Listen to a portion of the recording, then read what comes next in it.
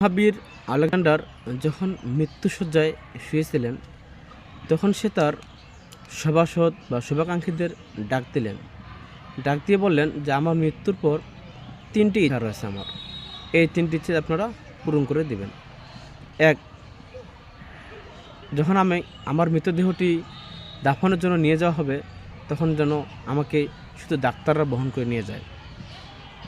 দ্বিতীয়ত, আমার লাশ দাফন করে নিয়ে যাওয়ার সময় বা বহন করে নিয়ে যাওয়ার সময় আমার ২ হাত যেন কফিনের বাইরে রাখা হয়।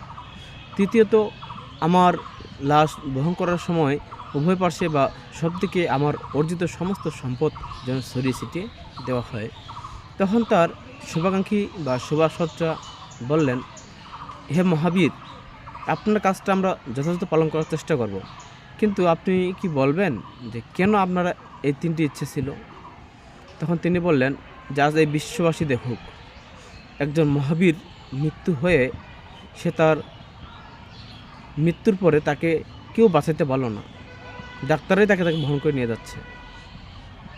আবার দেখেন যে তার যে ২ হাত দিয়ে পুরো পৃথিবীকে সে দখল করে নিয়েছিল বা শাসন প্রতিষ্ঠা করছিল, কিন্তু আজকে সে 2 হাত নিঃস্ব, খালি হাতে সবাইকে দেখে চলে যাচ্ছে এবং তার অর্জিত সমস্ত সম্পদ তাকে পিছনে ফেলে দিয়ে চলে গেল। অর্থাৎ তিনি বোঝাতে চাইলেন, এই পৃথিবীর অর্জিত সম্পদ, মায়া, মহব্বত, ধন সম্পদ, অহংকার, গৌরব কোনো কিছুই পৃথিবীতে থাকবে না।